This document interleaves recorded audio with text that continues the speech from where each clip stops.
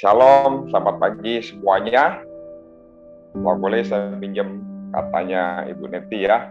Semangat, semangat, semangat. Pagi hari ini saya akan melanjutkan renungan firman Tuhan yang sebelumnya pernah saya sampaikan, yaitu keintiman dengan Tuhan. Sebagai orang Kristen, kita harus memahami, kita harus menyadari bahwa level kerohanian kita nggak hanya sebatas simpatisan atau pengikut, tapi kita harus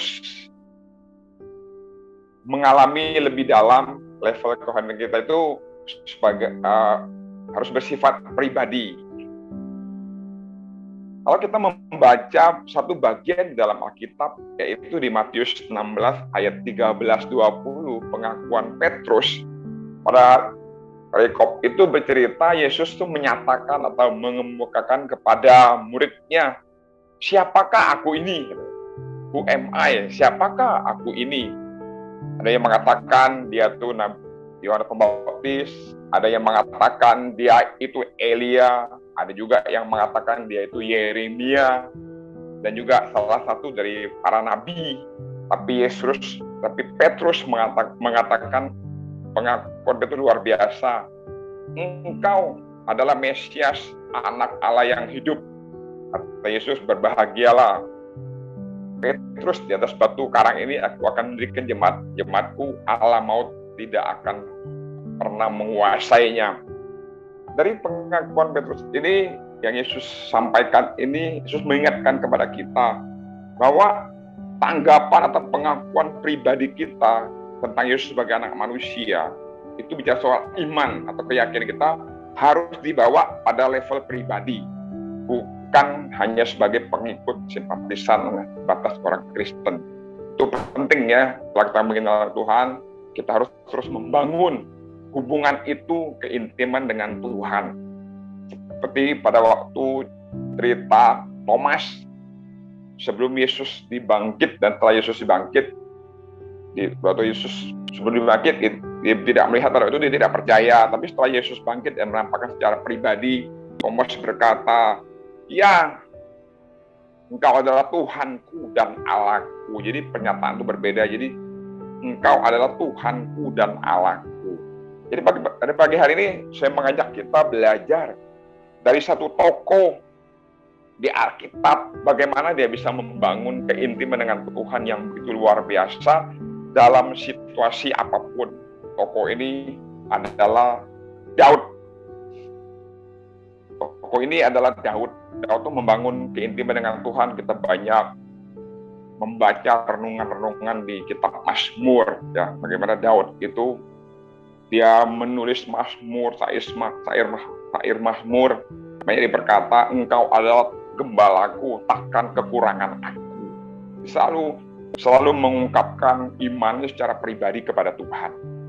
Keintiman dengan Tuhan, tokoh sentral banyak di Alkitab, tapi tokoh yang sangat menonjol, yang sangat fenomenal adalah Daud. Kalau kita bicara tentang keintiman, kalau kita mengabaikan tokoh Daud ini, kita miss. Jadi bagaimana Daud itu bisa intim dengan Tuhan? Temanya kita dibuka di kitab Mazmur 63, 1-9. Mazmur 63, 1-9. Saya akan bacakan kepada Bapak Ibu Saudara, dan kita juga bisa mengikuti di screen. Judul perikopnya, kerinduan kepada Allah, Mazmur Daud ketika ia ada di padang gurun Yehuda. Ya Allah, engkaulah Allahku, aku mencari engkau. Jiwaku haus kepadamu, tubuhku rindu kepadamu, seperti tanah yang kering dan tandus tiada berair. Demikianlah aku memandang kepadamu di tempat kudus, sambil melihat kekuatanmu dan kemuliaanmu. Sebab kasih setiamu lebih baik daripada hidup. Bibirku akan memegahkan engkau. Demikianlah aku mau memuji engkau seumur hidupku dan menaikkan tanganku demi namamu. Seperti dengan lemak dan sumsum, jiwaku dikenyangkan dan dengan bibir yang bersorak-sorai mulutku memuji-muji.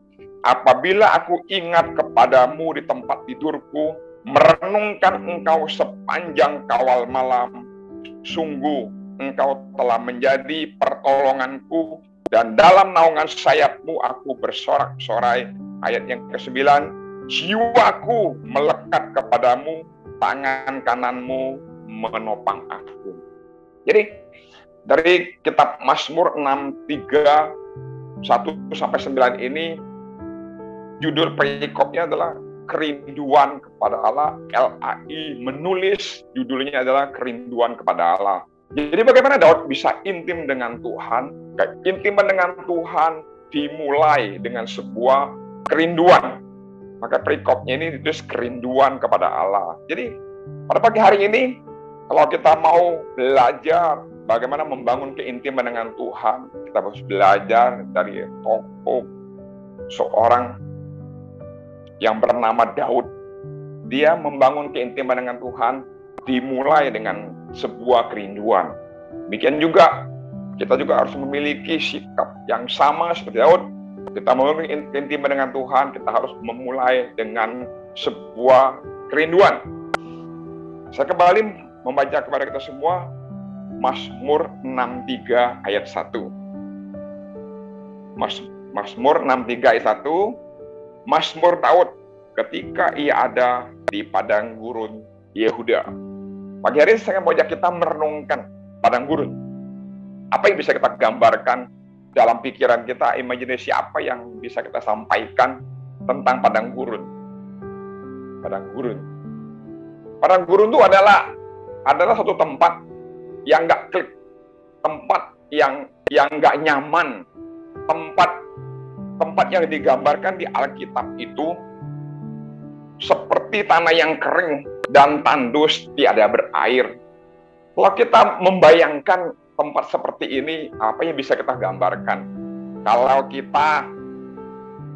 kita habis menikah atau kita baru menikah, mungkin kita pengantin baru. Saya mau bertanya, kira-kira ada nggak dari kita, kalau kita nggak masalah dengan keuangan, ada nggak dari kita yang mau berlibur atau honeymoon ke padang gurun? Mungkin kita berkata kepada pasangan kita, yang yuk kita berlibur ke padang gurun, ke gurun Sahara. Kira-kira ada nggak? Tentunya kalau kita nggak ada masalah dengan uang, kita nggak akan memilih tempat honeymoon kita tuh di padang gurun Sahara misalnya. Enggak kan? Pasti kalau kita punya uang, kita minimal honeymoonnya tuh ke pinggir pantai, mungkin di Bali, di Nusa Dua. Itu sejauh mata memandang kita bisa melihat bibir pantai, kita bisa melihat deburan ombak membelah bibir pantai. Itu kan effortnya atau aura romantisnya, harmonis itu ada. Jadi suasana yang seperti itu aja membuat kita itu emosi romantis, emosi melankolis itu muncul. Apalagi kalau kita berlibur ke tempat yang tinggi, ke gunung, mungkin kita berlibur di puncak yang hawanya dingin, dari ketinggian kita bisa melihat di bawah kota-kota, lampu-lampu yang begitu indah. Itu kita bisa aura emosi cinta itu muncul. Tapi ini padang gurun apa? Padang gurun itu apa sih yang bisa kita lakukan di padang gurun? Ya, tiada berair. Bayangkan kalau kita punya rumah yang besar, rumah yang mewah, rumah yang bagus, kalau nggak ada air itu kan masalah. Itu tuh apalagi pasangnya itu tuh gerah, panas, dipegang aja udah pasti nggak mau. Udah sana jauh, panas, ini kan nggak nyaman. Tapi itulah hebatnya Daud, itulah luar biasanya Daud. Kita bisa belajar, dia bisa membangun keintiman dalam suasana seperti itu, dimulai dengan sebuah kerinduan. Bukan hanya kita sepakat bicara padang gurun, menggambarkan suasana yang seperti itu digambarkan di Alkitab, tandus tiada berair. Tapi konteks ayat ini kita belajar konteksnya ya. Konteks Mazmur 63 kerinduan kepada Allah. Kalau kita membaca Alkitab yang berbentuk buku, kita akan melihat di bawahnya ada catatan kakinya atau footnote-nya ya. Catatan kakinya di bawah tuh kita bisa melihat huruf kecil itu Mazmur 63 ayat 1 itu footnote-nya atau catatan kaki itu ada di 1 Samuel 23 14 sampai 15. Kalau Bapak Ibu punya Alkitab berbentuk software handphone tentunya tidak ada ya. Tapi konteksnya Mazmur 63 itu catatan kaki ada di 1 Samuel 23 14 sampai 15 saya bacakan. Kalau bisa dimunculkan juga boleh ayatnya. Konteksnya Mazmur 63 ayat 1 itu ada di 1 Samuel 23 14 sampai 15. Yaitu Daud di padang gurun Zif ya. Daud di padang gurun Zif. Maka Daud tinggal di padang gurun di tempat-tempat perlindungan. Ia tinggal di pegunungan di padang gurun Zif dan selama waktu itu Saul mencari dia, tetapi Allah tidak menyerahkan dia ke dalam tangannya. Daud takut karena Saul telah keluar dengan maksud mencabut nyawanya ketika Daud ada di padang gurun Zif di Yehuda. Jadi menurut catatan kaki di Mazmur 63 ayat 1 ini, Daud itu ada di padang gurun Zif di Koresa. Tadi kita sudah sepakat Daud itu di padang gurun di Yehuda. Bukan dia itu di padang gurun aja, suasananya itu nggak ideal bagi seorang untuk rindu, apalagi intim dengan Tuhan. Tapi Daud ini suasana dalam ketakutan dan suasana mencekam karena Saul tuh mencari dia untuk mencabut nyawanya. Dengan kata lain, Daud tuh mencari dia, Saul mencari dia tuh untuk membunuh, untuk mencabut nyawanya. Bukan hai. Luar biasa suasana yang dibayangkan Daud dalam sikap hati yang sungguh gundah gulana. Tapi itulah hebatnya Daud, dia bisa membangun sebuah keintiman dengan Tuhan dimulai dengan sebuah kerinduan. Jadi padang gurun itu menggambarkan tanah yang kering, tandus, tiada berair. Saya nggak tahu kekeringan apa yang Bapak Ibu alami, yang kita alami saat ini. Kekeringan, padang gurun apa yang kita alami saat ini, kekeringan apa yang kita alami, saya nggak tahu, hanya kita sama Tuhan yang tahu. Tapi kita mau belajar bagaimana Daud bisa membangun keintiman dengan Tuhan menurut Mazmur 63 ini ya. Ada 3 langkah yang dilakukan Daud, 3 hal yang dilakukan oleh Daud, yaitu di Mazmur 63 ayat 3. Bisa dimunculkan, boleh juga. Ada 3 langkah yang dilakukan Daud, ada 3 hal. Hal yang pertama atau langkah yang pertama yang tertulis dalam Mazmur 63 ayat 3. Mazmur 63 ayat 3 berkata, hal yang pertama yang dilakukan Daud, Mazmur 63 ayat 3, demikianlah aku memandang kepadamu di tempat kudus, sambil melihat kekuatanmu dan kemuliaanmu. Jadi hal yang pertama atau langkah yang pertama yang dilakukan oleh Daud untuk menciptakan emosi kerinduan yang pada akhirnya dapat membangun keintiman dengan Tuhan, yaitu Daud fokus kepada Tuhan. Daud memandang kepada Tuhan, memandangmu di tempat kudus. Jadi Daud tuh fokus kepada Tuhan. Dia berpusat kepada Tuhan. Dia mengarahkan dirinya kepada kekuatan dan kemuliaannya. Demikian juga di dalam kekeringan dalam kehidupan kita. Kita juga harus belajar dari Daud. Dia mengarahkan dirinya kepada Tuhan. Karena dia tahu di dalam Tuhan ada kekuatan, ada kemuliaan. Itulah yang menjadi pengharapan. Itulah yang menjadi harapan Daud di dalam suasana yang mencekam yang dia alami pada saat itu. Mungkin selama ini kita juga mengalami hal yang sama ya, Daud alami. Jadi kita harus usahakan. Jadi menciptakan sebuah kerinduan yang bermuara kepada keintiman, itu harus diusahakan, diupayakan. Kita tuh bagaimana Daud tuh mengusahakan, mengupayakan. Itu semua kan tidak datang begitu saja atau ujuk-ujuk. Itu tidak bisa hasil transfer.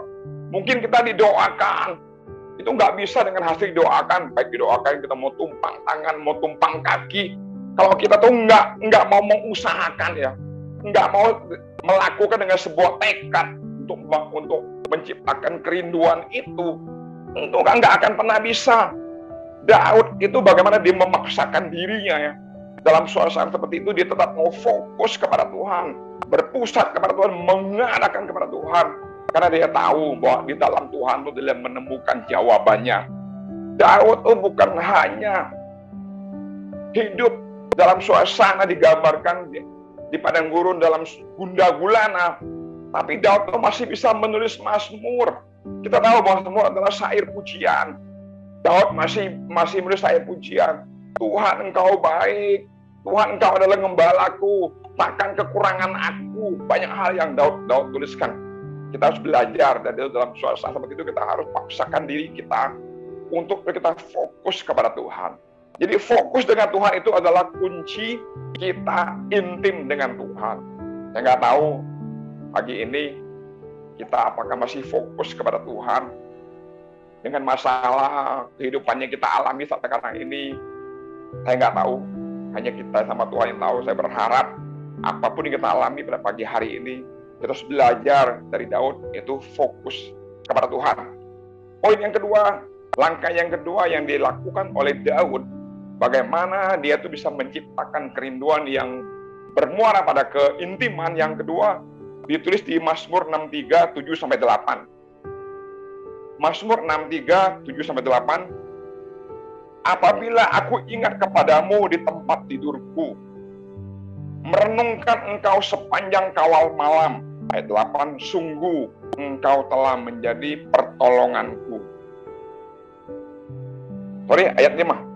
Yang kedua tuh Mazmur 63 ayat 5-6. Saya bacakan ulang ya, Mazmur 63, 5-6. Demikianlah aku mau memuji engkau seumur hidupku, dan menaikkan tanganku demi namamu.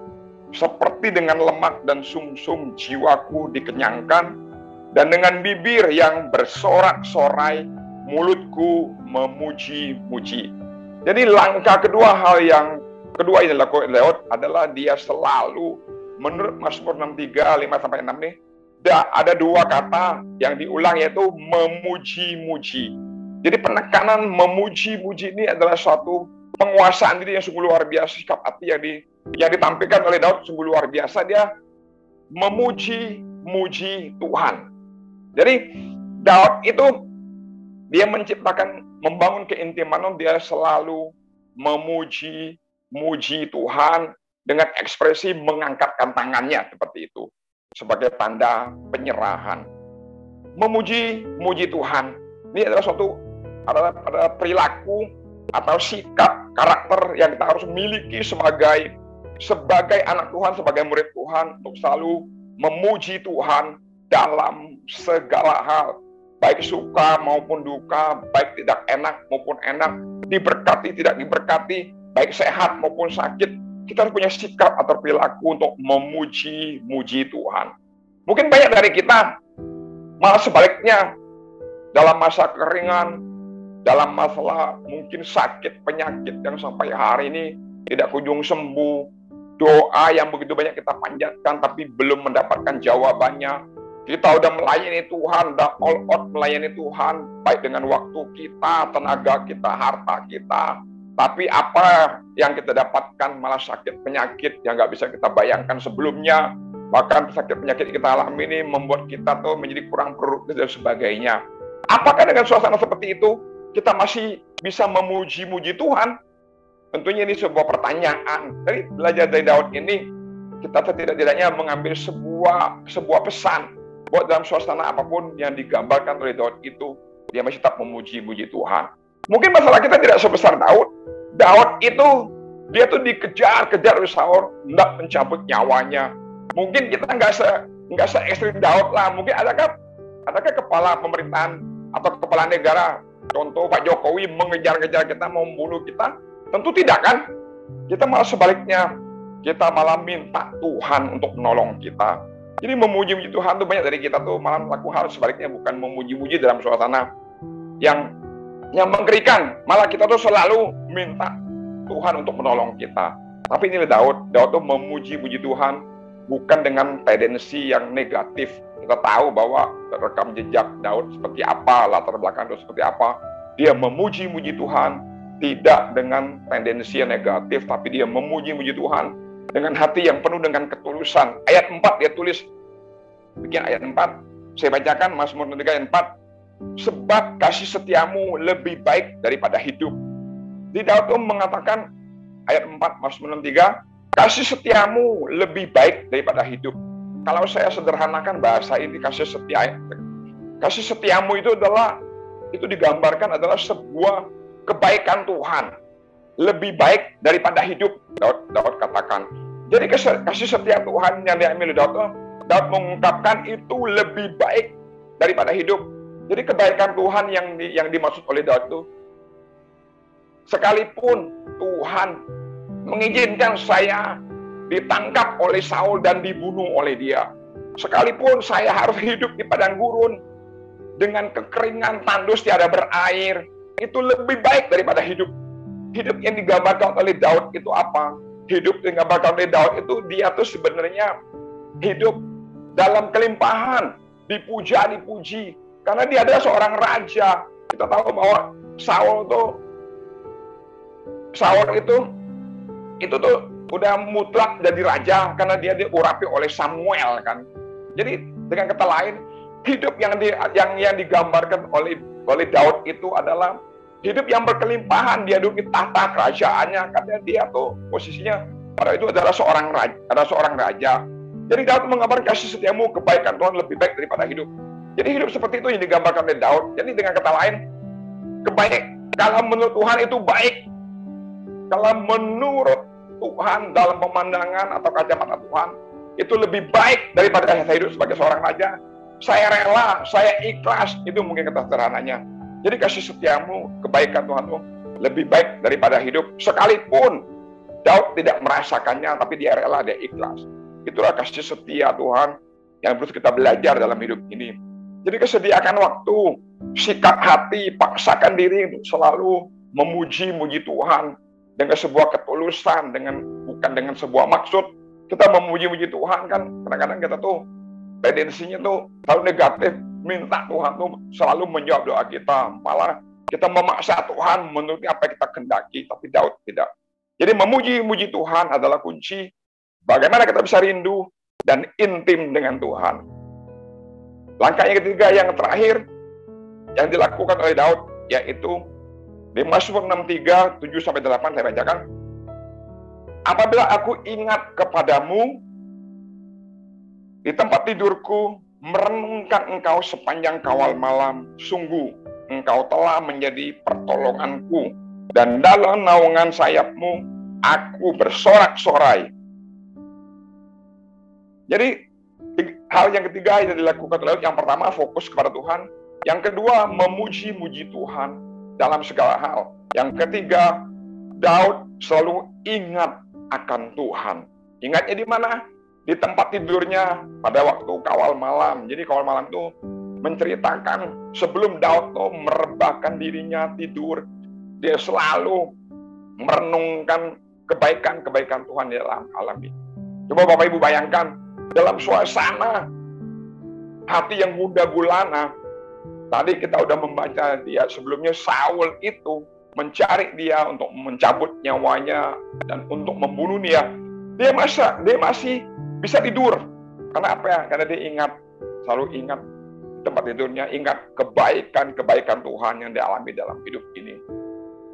Jadi kebaikan Tuhan itulah yang selalu Daud ingat sebelum kawal malam. Jadi kebaikan Tuhan itulah yang diingat oleh Daud, yang dia selalu itulah yang akhirnya dia bisa menciptakan keintiman dengan Tuhan. Demikian dalam hidup kita ya. Kita harus belajar selalu mengingat akan kebaikan, pertolongan, dan karya Tuhan atas kita. Itu harus selalu kita ingat. Daud ingat kebaikan Tuhan ini. Kalau kita membaca di ayat sebelumnya, konteks ayat itu ada di 1 Samuel 23, 1-13. Nggak perlu kita baca, tapi ayat sebelumnya di 1 Samuel 23, 14-15 itu ada ayat sebelum itu 1 Samuel 23, 1-13 itu bagaimana Daud itu 1 Saya buka sebenarnya 1 Samuel 1. Saya nggak bacakan 1, saya buka begitu semua. 1 Samuel 23 tuh konteksnya kebaikannya dengan Daud itu adalah pada Daud di Kehila. Jadi Daud di Kehila pada sebelum Saul mengejar dia tuh, Daud itu melalui kota Kehila. Karena kota Kehila pada waktu ceritanya tuh dia tuh diserang oleh orang Filistin. Daud bertanya kepada Tuhan. Daud secara pribadi bertanya kepada Tuhan. Artinya boleh nggak gitu loh, saya tuh menyerang orang Filistin. Akhirnya Tuhan izinkan dia menyerang dan dia menang. Kemenangan Daud bersama tentaranya yang 600 orang itu, dia mengalahkan orang Filistin. Malah balasan orang Kehila itu, dia itu malah bersama rakyatnya itu, pemimpin Kehila bersama rakyat itu berniat untuk menangkap Daud, menyerahkan kepada Saul untuk dibunuh. Kalau kita sebagai Daud, kalau kita melakukan kebaikan kepada orang lain, udah beri pertolongan kepada orang lain, balasan orang lain malah menusuk dari belakang, apa yang kita lakukan? Pasti kita marah-marah, kita maki-maki orang. Kamu tidak tahu diri ya, kamu tahu orangnya itu benar-benar tidak bisa berterima kasih. Mungkin kita bisa bersikap seperti itu, tapi Daud tidak. Akhirnya Tuhan meluputkan Daud, dan Daud itu bisa keluar dari kota Kehila. Jadi kebaikan-kebaikan Tuhan yang dialami oleh Daud itulah yang selalu dia ingat. Itu yang membuat dia itu selalu membangun sebuah keintiman, mengingat kebaikan Tuhan. Jadi setiap kita tuh pasti pernah ditolong oleh Tuhan. Setiap kita pasti pernah Tuhan pelihara dalam segala hal dalam hidup kita. Jangan kita berkata kita tuh selalu baru bisa mengungkap kebaikan Tuhan tuh kalau perkara-perkaranya besar kita alami, yang bombastis itu, mujizat-mujizatnya besar. Tapi Tuhan sudah pelihara kita hari lepas hari. Tuhan masih mencukupkan apa yang kita butuhkan. Itu juga sebuah kebaikan Tuhan yang perlu kita ingat. Jadi terakhir ayat yang ke-9, saya bacakan di Mazmur 63 tadi. Mazmur 63 ayat yang ke-9 sebagai ayat terakhir. Jiwaku melekat kepadamu, tangan kananmu menopang aku. Setiap kita selalu berharap, setiap kita selalu berdoa, setiap kita selalu bermimpi, merindukan Tuhan selalu menopang kita. Tapi ayat 9 ini syaratnya Tuhan menopang kita harus melekat kepada Tuhan. Bagaimana caranya melekat kepada Tuhan?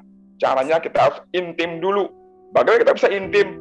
Lakukan 3 hal tadi. Yang pertama, fokus kepada Tuhan. Yang kedua, memuji-muji Tuhan dalam segala hal. Yang ketiga, selalu ingat Tuhan. Kalau 3 hal ini kita lakukan, maka saya yakin dan percaya Tuhan akan menopang kita. Amin.